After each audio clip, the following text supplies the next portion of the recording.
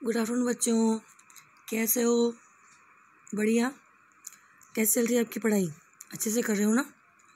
सभी विषय में जहाँ जहाँ जिसकी भी आपके वीडियो भेजी जा रही है उसे अच्छे से कर रहे हो ना आप लोग? और होमवर्क भी बिल्कुल टाइम टू टाइम। चलिए, अच्छी बात है। जैसा कि बच्चों पता है आपको कि हमने अपने हिंदी में संस्कृत में अपने 100 भाषा आने वाला चैप्टर लिया था अपन ने, और हिंदी में भी अपन ने व्याकरण लिए है। अपन ने संज्ञा करी थी और उसके बाद में अपन ने लिंग करे थे ना, तो वो तो दोनों टॉपिक हमारे क्लियर हो गए। आज मैं आपकी जो बुक है आपकी उसका पहला चैप्टर ले रही हूँ, ठीक है? बुक का पहला चैप्टर हम जो कविता है, हम पंछी उन्मुक्त गगन के, ठीक है? तो आप सब रेडी रहें, स्टार्ट करते हैं आज अपनी बुक का पहला चैप्टर जो कि कविता है, ठीक है? शुरू करवा रही हूँ मैं इन सब के पास एक इनके शब्दार्थ लिखे हुए आपको अपनी कॉपी में लिखने शब्दार्थ आज, ठीक है? आपका होमवर्क यही है। हाँ, मैं फ़ोटो सेंड करूँगी आपको। हम पंछी उन्मुक्त गगन के कविता का शीर्षक है और लेखक कौन है? शिव मंगल सिंह सुमन। कौन है? शिव मंगल सिंह सुमन, ठीक है? नाम इनका शिव मंगल सिंह है, लेकिन इनको हिंदी साहित्य में इनको उपमा दी गई सुमन की, ठीक है? सुमन का अर्थ क्या होता है पता है आपको? जिसका मन बहुत सुंदर होता है उसे सुमन कहते हैं, ठीक है? चलिए शुरू करें कविता। चलिए। हम पंछी उन्मुक्त गगन के पिंजरबद्ध न गा पाएंगे, कनक तीलियों से टकराकर पुलकित पंख टूट जाएंगे।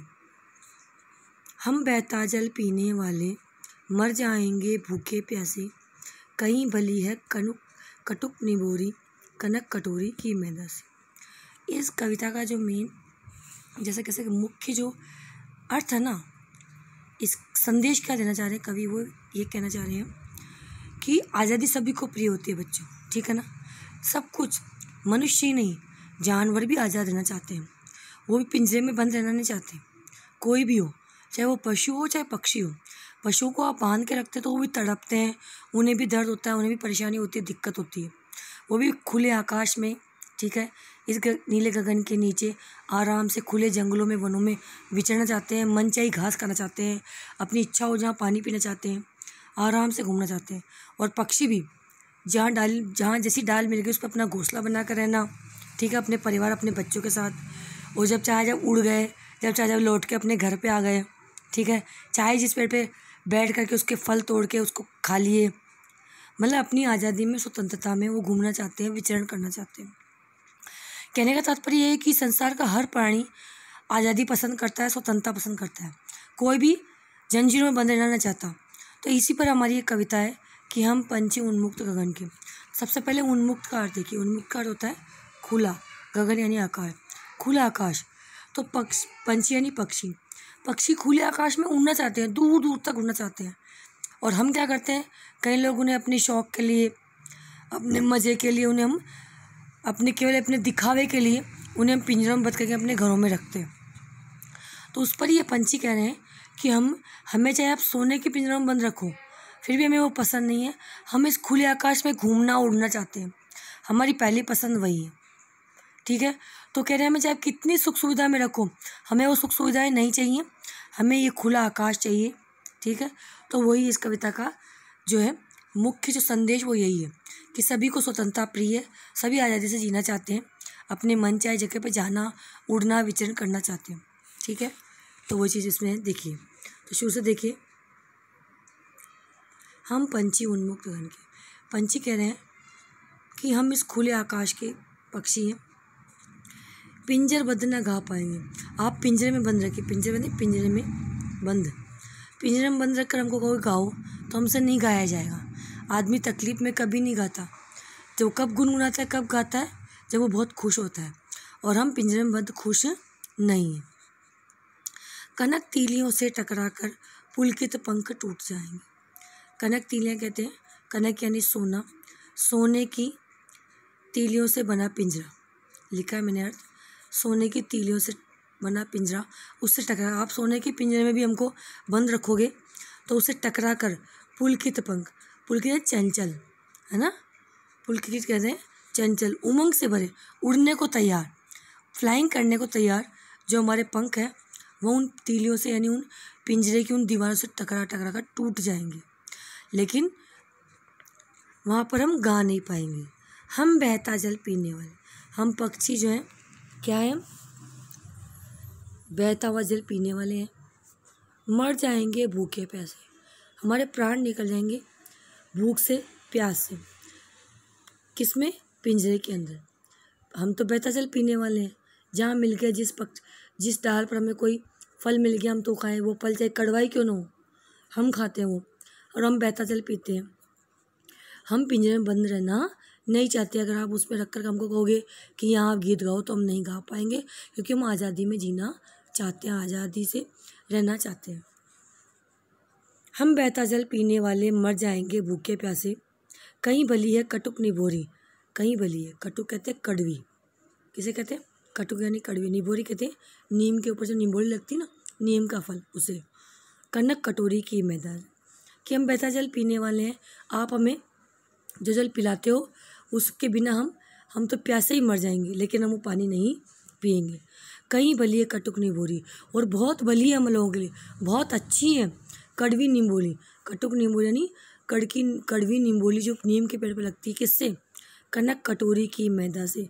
सोने की कटोरी में आप मैदा के यानी पकवान बना करके आप सोने की कटोरी में हमें दोगे तो उससे तो कहीं भली हमारी वो कड़वी निम्बोली है। क्यों? क्योंकि वो हमें आज़ादी में मिल रही है, हम अपने हिसाब से उड़ रहे हैं, अपने पंखों को फैला करके हम स्वतंत्रता से जी रहे हैं। और आप हमें पिंजरे में बंद रख करके, सोने के पिंजरे में बंद रख करके और सोने की कटोरी में पानी और भोजन दोगे, सोने की कटोरी में आप हमको पकवान खिलाओगे तो हमें अच्छा नहीं लगेगा, उसको देख करके हम नहीं गा पाएंगे। हम तो खुले आकाश में, उन्मुक्त गगन में, खुले आकाश में उड़कर ही गा सकते हैं। हम तो स्वतंत्र रहना चाहते हैं, हम पिंजरे में बंद रहना नहीं चाहते। ये इसका कविता के जो दोनों पद आए इनका अर्थ ये, ठीक है? आया समझ में? पक्षी क्या कहना चाह रहे हैं फिर से सुन लीजिए कि हम बंद पिंजरे में रहकर नहीं जी सकते, हम बंद पिंजरे में नहीं गा सकते, हम खुले आकाश में विचरने वाले प्राणी हैं, ठीक है? आप हमें सोने के पिंजरे में बंद रखोगे तो हमारे पंख टकरा कर टूट जाएंगे, और हम बहता जल पीने वाले हैं। आप सोने की कटोरे में पानी पिलाओगे, सोने की कटोरे में पकवान खिलाओगे तो हम नहीं खा सकते, उससे कहीं भले तो हम जो है कड़वी निम्बोली वो खा करके जी जाएंगे। वहीं हम हमारे जो मधुर राग हम वहीं गाएंगे, मधुर गीत हम आज़ादी में इस उन्मुक्त गगन में, इस खुले आकाश में ही गा पाएंगे, आपके सोने के पिंजरे में नहीं, ठीक है? चलिए आगे कवि क्या कहते हैं? स्वर्ण श्रृंखला के बंधन में अपनी गति उड़ान सब भूले। क्या कह रहे हैं? स्वर्ण श्रृंखला कहते हैं सोने की जंजीर, जैसे कई बार सोने की जंजीरों में बांध कर, बंधन यानी बांध के, सोने की जंजीरों को बांध करके बांध दिया आप लोगों ने, ऐसे में अपनी गति उड़ान सब भूले। ऐसे में अपनी गति, अपनी चाल और उड़ान हम सब भूल जाते हैं। हम पिंजरे में रह करके अपनी उड़ान, अपनी गति, अपनी चाल सब भूल जाते हैं। बस सपनों में देख रहे हैं तरु की फुनगी पर के झूले। फुनगी कहते हैं डाली के जो सिरा होता है ना, किनारा, बिल्कुल डाली का किनारा, उस पर झूलते हैं ये लोग।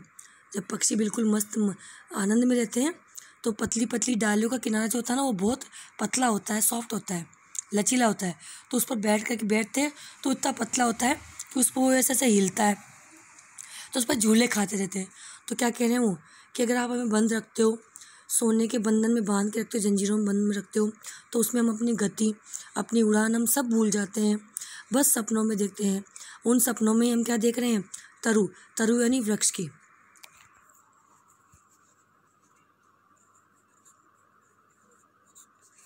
वृक्ष की फुनगी, पेड़ की जो डाली है उसका किनारा, उसे कहते हैं फुनगी।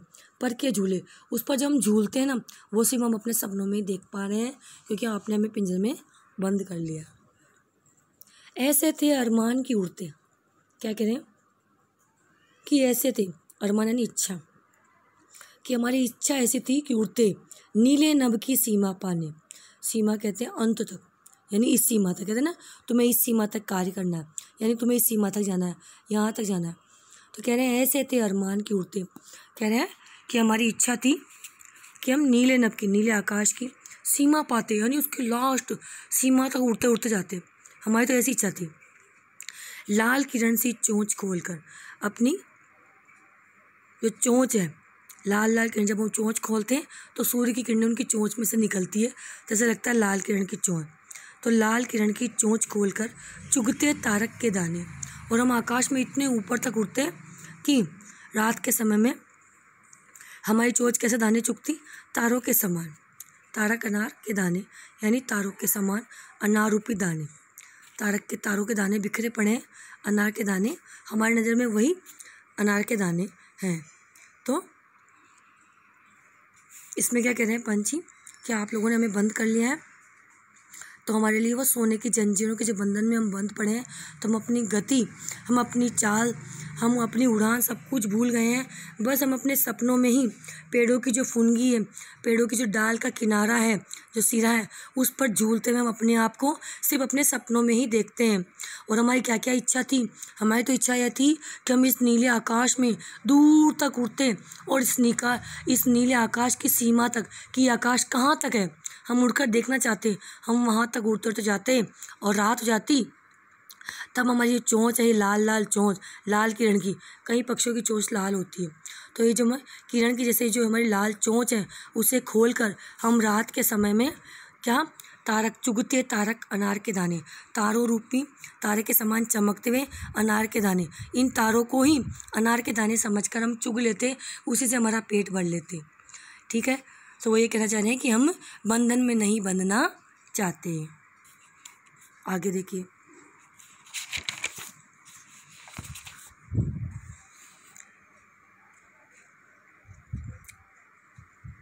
अगला कह रहा है होती सीमाहीन से तिस्से। क्या कह रहे हैं,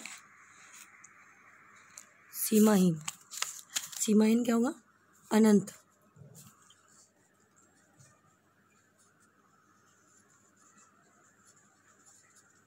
क्षितिज कहते हैं जहाँ धरती आकाश मिलते हैं।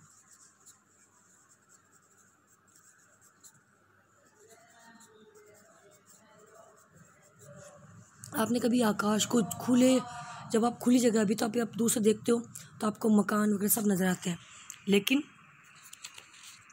जब आप कई बार देखते हो ना दूर तक, तो जब खुली ज़मीन हो, खेत हो, तो आपको लास्ट में आपको जहाँ तक नजर आती है वहाँ तक देखते हो ना, तो वहाँ आपको धरती आकाश मिलते नजर आते हैं, उसे क्षितिज कहते हैं। तो ये क्या कह रहे हैं पक्षी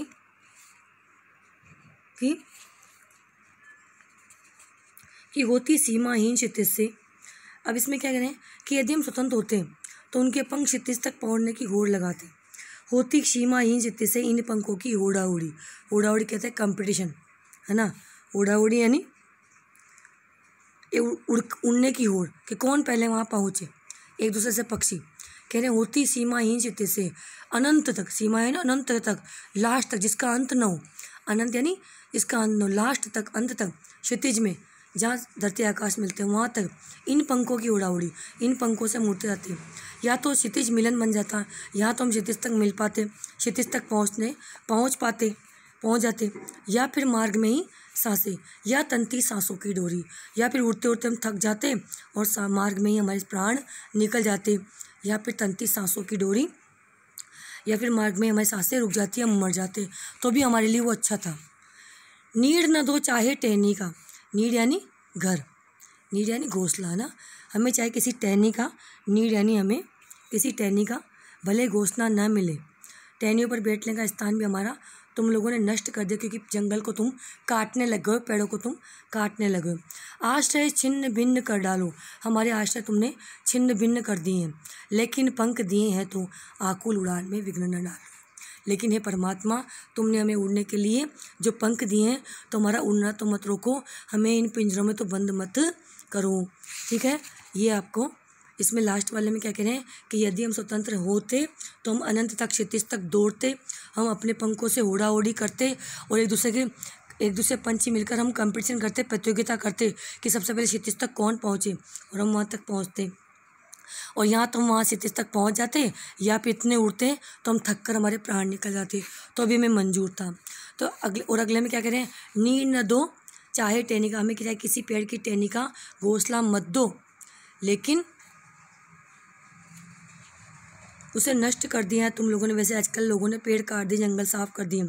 पक्षी कहते भले उन्हें घोंसला न मिले, टहनियों बैठने का स्थान भी नष्ट कर दिया जाए, लेकिन जब उन्हें पंख दिए हैं तो कोई उनकी आकुलता से उनकी पूर्ण उड़ान में बाधा यानी आकुलता से युक्त, यानी आकुलता कहते हैं अकुलाहट को, बेचैनी को, बेचैन होकर जो पंखों से उड़ते हैं उनकी उड़ान में विघ्न मत डालो।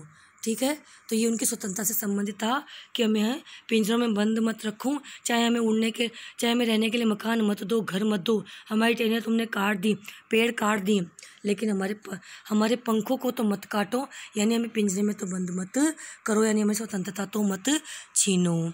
ठीक है, आशा करती हूँ आज की आपको कविता अच्छे से समझ में आई होगी। धन्यवाद बच्चों।